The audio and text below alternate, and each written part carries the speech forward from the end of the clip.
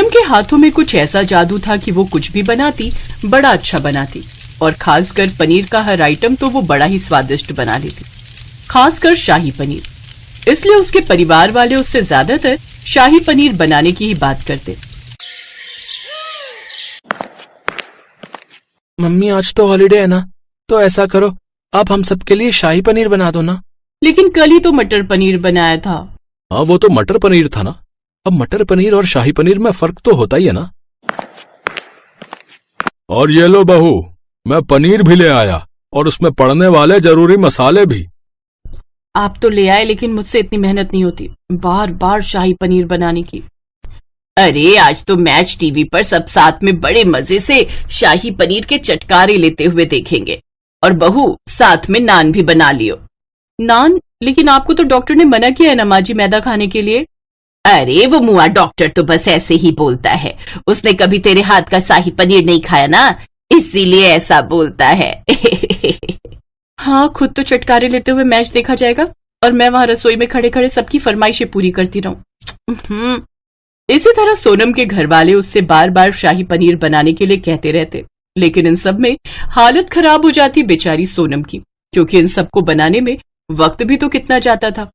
अरे सोनम, जब तक शाही पनीर बनाओगी ऐसा करो उससे पहले थोड़ा पनीर टिक्का बनाकर तैयार कर दो। और मम्मी थोड़े ना तब तक पापड़ भी तल दो। बहू मेरे लिए तो थोड़ी चाय बना दो। जी। फिर सोनम सबको उनकी पसंद का खाना बनाकर देती है। अरे वो देखो आउट हो गया। यहाँ मैं क्लीन बोल्ड हो रही हूँ, वो किसी को नहीं दिख रहा। उफ। इसके बाद सोनम रसोई में खड़ी होकर सबके लिए शाही पनीर बनाती है। तभी अंदर से फरमाइश आ जाती है, मम्मी मैं तो शाही पनीर के साथ ना नान ही खाऊंगी, मेरे लिए तो वही बनाना। नान मुझसे तो नहीं चबाई जाएगी, बहू तो ऐसा करना तू मेरे लिए रोटी ही बना देना। अंदर से सोनम जवाब देती है, जी पापा जी। बहू ना हो गई कोई चक्की की मशीन हो गई जो बस पिसती ही जाए पिसती ही जाए। सब कितने मजे से टीवी देख रहे हैं, और अगर अभी किसी को एक काम के लिए भी बोल दो ना तो सबको कोई ना कोई काम याद आ ही जाएगा। फिर सोनम सबको शाही पनीर के साथ साथ उनकी पसंद की रोटी बनाकर देती है, और सारी रसोई का काम निपटाते निपटाते उसे रात के 11 बज जाते हैं। फिर वो ऐसे थक कर बिस्तर पर पड़ती है कि सुबह तक उसे होश ही नहीं रहता। वैसे तो हर गृहिणी को अपने परिवार को खाना खिलाना और बनाना दोनों ही पसंद होता है, लेकिन जब आपके परिवार के साथ साथ आपको औरों के लिए भी खाना बनाना पड़े ना, तो आपकी हालत भी सोनम की तरह ही हो जाएगी। उफ, अब जाकर सारा काम खत्म हुआ है, अब थोड़ी देर आराम कर लेती हूँ। इन सब के लिए खाना बनाकर तो मेरी कमर ही अकड़ गई है। सोनम अपने कमरे में आराम करने जा ही रही होती है कि तभी उसकी सास उसे आवाज लगाते हुए कहती है, सोनम देख तो कौन आया है। हे भगवान, अब कौन आ गया मेरी जिंदगी में काम बढ़ाने। सोनम बाहर आती है। ये देख, पड़ोस की कमला और सुशीला आंटी आई हैं। नमस्ते आंटी जी, कैसी हैं आप? बिल्कुल ठीक हैं। आज तो हम स्पेशली तेरे लिए आई हैं। हैं? मेरे लिए? लेकिन वो क्यों भला? क्योंकि तेरी सास हर रोज हमसे तेरे हाथों के बनाए हुए शाही पनीर की इतनी तारीफ करती है कि क्या बताएं। हाँ, इसीलिए सोचा आज चलकर तेरे हाथ का शाही पनीर चख ही लिया जाए। अरे तो मैं और सासू की तरह नहीं हूँ जो अपनी बहू की बुराई करूं, मैं तो अपनी बहू की तारीफ ही करती हूँ। काश आप मेरी बुराई करती तो मुझे कुछ आराम करने को तो मिलता। अरे तुम दोनों एक बार इसके हाथ का शाही पनीर खाओगी ना तो हमेशा याद रखोगी, किसी बड़े से बड़े होटल में भी इसके हाथ जैसा शाही पनीर नहीं मिलता। अरे अब क्या बात उसे ही पेट भरेगी, इसे बोल खिला भी दे। अरे वो तो बस यूं गई और यूं बनाकर ले आएगी, बड़ी फुर्तीली है मेरी बहू। लेकिन माँ जी घर में तो शाही पनीर का सामान ही नहीं है, सब मसाले खत्म हो गए और पनीर भी नहीं है, और फिर जब तक बाजार से सामान लेकर आऊंगी बनाऊंगी तब तक तो बहुत देर हो जाएगी आंटी जी को घर लौटने में। अरे तो हमने कौन सा दूर जाना है, नीचे वाले फ्लैट में तुम्हारा घर है, कोई नहीं तू बेफिक्र होकर आराम से बना, हम इंतजार कर लेंगे। हाँ ठीक ही तो है, तब तक मेरा भी गप्पे लड़ाकर टाइम पास हो जाएगा। और बहू तू चिंता मत कर, शाही पनीर के साथ ना तू नान की जगह पराठे ही बना लेना। वो क्या है ना, मैं तुझे ज्यादा तकलीफ नहीं देना चाहती। अरे नहीं नहीं माँ जी, आप मुझे कहाँ तकलीफ देती हैं। अब तू जल्दी से बाजार जाकर सामान ले आ और शाही पनीर बना दे।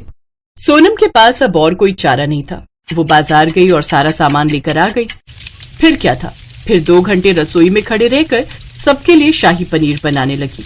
उफ, दुखी हो गई हूँ मैं रोज रोज शाही पनीर बना बना के। इनको पता भी है मेहनत लगती है शाही पनीर बनाने में। फिर सोनम कमला और सुशीला को शाही पनीर और पराठे परोसती है, जिसे खाते ही वो दोनों अपनी उंगलियां चाटती रह जाती हैं। सचमुच सोनम बहू तू बड़ा ही अच्छा शाही पनीर बनाती है। हाँ सच में मजा आ गया। जी शुक्रिया। रोज रोज सबके लिए खाना बनाते बनाते अब सोनम थक चुकी थी और इसलिए अब उसने खुद के लिए स्टैंड लेने का सोचा। एक रोज तो आज क्या पेश किया जा रहा है सोनम के ढाबे से? आज तो मैंने बहुत सारी चीजें बनाई है पापा जी, जैसे कि दाल मखनी, शाही पनीर, रायता और फ्राई गोभी की सब्जी और गुलाब जामुन। अरे वाह मम्मी, आज तो आपने होटल वाली फीलिंग ला दी। हाँ बेटा, ठीक से देखो, आज तो मैंने टेबल भी बिल्कुल होटल की तरह ही सजाया है। वाह Sonam, you are the best. अभी तो आगे आगे देखते जाओ, आज तुम्हें सब कुछ होटल जैसा ही लगेगा। खाओ खाओ, अब सब आराम से इसे होटल में बैठे हो ऐसा समझकर खाओ। सब बड़े मजे से खाने लगे। फिर सोनम ने सबको स्वीट डिश में गुलाब जामुन परोसे, लेकिन सबसे बड़ा ट्विस्ट तो तब आया जब सोनम ने स्वीट डिश खत्म होते ही उनके सामने बिल लाकर रख दिया। अरे सोनम, ये क्या है? इसे बिल कहते हैं, जो खाना खाने के बाद दिया जाता है होटलों में। 2000 का बिल? हाँ माँ जी, तो अब शाही पनीर, दाल मखनी, फ्राई गोभी, नान, गुलाब जामुन, इतना बिल तो बैठ ही जाता है ना होटलों में भी। सोनम, ये क्या मजाक है? मजाक नहीं, हकीकत है। अब रोज रोज इस तरह का शाही खाना बनवाओगे तो ऐसा ही होगा। सारा दिन रसोई में खड़े रहकर ये फैंसी डिश की डिमांड पूरी करते करते मुझे क्या मिलता है?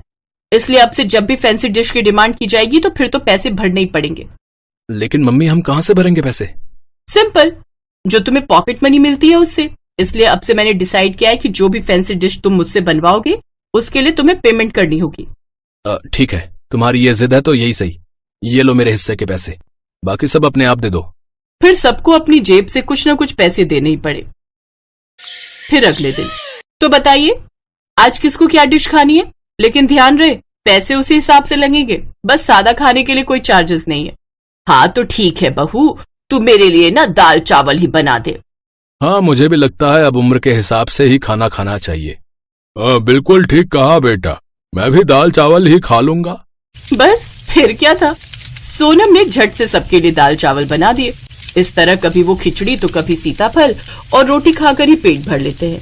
फिर एक दिन, पापा आज तो छुट्टी है, आज तो मम्मी को बोलो ना आज तो शाही पनीर खिला दो। शाही पनीर? जानती है ना उसका रेट? तेरी माँ ने 700 रुपए रख रखा है। अरे इतना अमीर नहीं है तेरा बाप। अब तो लगता है शाही पनीर खाने के लिए भी बैंक से लोन लेना पड़ेगा। या पापा आप हमें उधार दे दो, किश्तों में पैसे लेते रहना। चुप कर, मारूंगा एक चांटा। वैसे ये सब करने के लिए भी हमने ही तेरी माँ को मजबूर किया है। पहले तरह तरह की फरमाइशें पूरी करवाते रहते थे और उस बेचारी को सारा दिन काम पर लगाए रखते थे। बिल्कुल सही कहा बेटा, बहुओं को हम जिनका चिराग समझ लेते हैं, जिनसे हम हर वक्त कुछ ना कुछ काम करवाते ही रहते हैं, बिना ये सोचे समझे कि वो भी तो इंसान है, वो भी तो थक ही जाती होंगी। हाँ बेटा, इसलिए हमें उसे भी आराम देना चाहिए। आज हम रसोई संभालेंगे और बहू को आराम करने देंगे। फिर उस दिन उन सब ने सोनम को आराम दिया और खुद रसोई संभाली। अब सोनम हफ्ते में 3 दिन ही सही पकवान बनाती और बाकी दिन सादा खाना, जिससे सभी घर वाले खुशी खुशी खाते। राजसमंद नामक एक गांव में जगमोहन अपनी पत्नी सोमा और बेटी गुड्डी के साथ रहता था। जगमोहन के पास जमीन तो थी लेकिन साधन ना के बराबर थे। कुछ समय पहले उसके पास बैल थे, लेकिन घर के हालात बिगड़ने के कारण उसने उन्हें बेच दिया। उनकी हालत बहुत ही दयनीय स्थिति में थी। घर के हालात देख उसकी पत्नी सोमा ने उससे कहा, मेरी बात मान लीजिए जी, मुझे ठाकुर के यहाँ काम करने दीजिए। साफ सफाई और घर के काम ही तो करने हैं, क्या फर्क पड़ जाएगा अगर मैं वहां जाकर काम कर दूं? कम से कम घर के राशन पानी का तो खर्चा निकल ही जाएगा। ऐसी बात मत किया कर रेनू की माँ, तेरी बातें मेरे दिल को छलनी कर देती हैं। ये मेरे लिए मर मिटने जैसा हो जाता है। सोमा, तुम जानती नहीं हो उस ठाकुर की नीयत कितनी गंदी है। वो अपने घर पर काम करने वाली हर औरत पर बुरी नजर रखता है और मैं नहीं चाहता कि वहां जाकर तुम भी उसकी गंदी नजर का शिकार बनो। ना ना, मुझसे तो नहीं देखा जाएगा और मैं तो गांव में किसी को अपना मुंह भी नहीं दिखा पाऊंगा। नहीं नहीं, तू वहां काम करने नहीं जाएगी बस। जगमोहन दिन भर इसी चिंता में रहता था कि वो अपनी पत्नी और बच्ची को ढंग का खाना और कपड़े तक भी नहीं दे पा रहा था। वो फटे पुराने कपड़े पहनकर ही गुजारा चला रहे थे। जगमोहन जब भी गांव में किसी से मदद मांगने जाता कि हल और बैल दे दो या ट्रैक्टर उसके खेतों में चला दो, तो सभी उसे मना कर देते। एक दिन अपने खेतों को फावड़े से खोदते खोदते वो अधमरा सा हो गया। उसकी सूखी जमीन पर फावड़ा भी नहीं चल रहा था, लेकिन वो लगातार फावड़ा चलाए जा रहा था। उसकी आंखों के सामने बार बार अपने परिवार का चेहरा आ रहा था। उधर गांव का ठाकुर गीदड़ की तरह नजरें गड़ाए बैठा था कि कब जगमोहन मदद के लिए उसके पास आए और वो उसकी जमीन हथिया ले।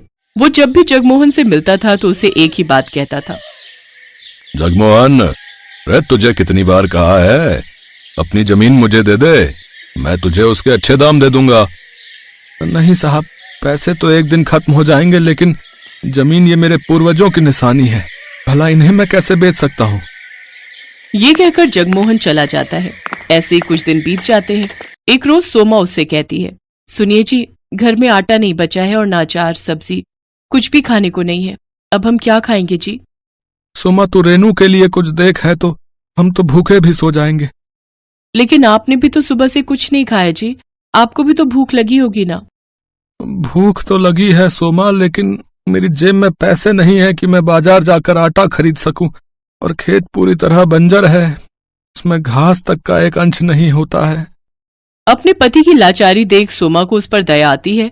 फिर उसका ध्यान अपने पति की बात पर जाता है और वो आंगन में लगी घास को देखती है। फिर उसे तोड़कर लाती है और उसे पतीले में उबाल लेती है। फिर सिलबट्टे पर पीसकर उसका पेस्ट बना लेती है और उसमें नमक, मिर्च, हल्दी, अजवाइन मिलाकर उसे तवे पर डाल देती है। फिर उसकी गोल सी रोटी बनाकर तैयार कर लेती है। ये ले रेनू, मेरी बच्ची, अपनी माँ को माफ करना, घास की रोटी बनाने के अलावा मेरे पास और कोई चारा नहीं था। तो क्या हुआ माँ? मास्टर जी कहते हैं हमारे महाराणा प्रताप भी जब जंगल में रहे थे तो उन्होंने भी यही हरे घास की रोटियां खाई थी, तो फिर हम क्यों नहीं खा सकते? बिल्कुल सच कहा मेरी बच्ची। फिर जैसे ही रेनू और जगमोहन उसे अपने मुंह में डालते हैं तो उसे खाकर कहते हैं, वाह माँ, ये तो बड़ा ही स्वादिष्ट है। हाँ सुमा, ये तो लाजवाब है। की आंखों से आंसू बहने लगते हैं। मैं जानती हूँ ये इतनी अच्छी नहीं है, आप दोनों बस मेरा मन रखने के लिए कह रहे हैं। फिर उन तीनों की आंखों से आंसू बहने लगते हैं। तभी दरवाजे पर कोई आदमी आता है। जी, ये जगमोहन जी का घर है। जी हाँ। तभी जगमोहन आता है। क्या बात है भाई साहब? दरअसल मैं लॉटरी विभाग से आया हूँ। कुछ महीने पहले जो आपने लॉटरी खरीदी थी उसका आज रिजल्ट आया है और आपने इस लॉटरी को जीत लिया है, जिसका इनाम पूरे 25 लाख रुपए है। 25 लाख रुपए? और साथ में ये, हाँ जी, और साथ में ये आज का खाना हमारी कंपनी की तरफ से आपके लिए। ये सुनकर जगमोहन, सोमा और रेनू सब बहुत ही खुश होते हैं। अब उनके दिन बदल जाते हैं। जगमोहन ट्रैक्टर बुलवाकर अपने खेतों पर चलवाता है, जिससे उसकी बंजर भूमि में जान आ जाती है और उसमें फसल उगाती है। साथ ही वो अपने लिए पक्का घर भी बनवा लेता है और अब शहरों से नई नई खाद लाकर अपने खेतों पर डालता है, जिससे उसकी फसल अच्छे से तैयार हो जाती है और वो उससे भी काफी पैसे कमाने लगता है।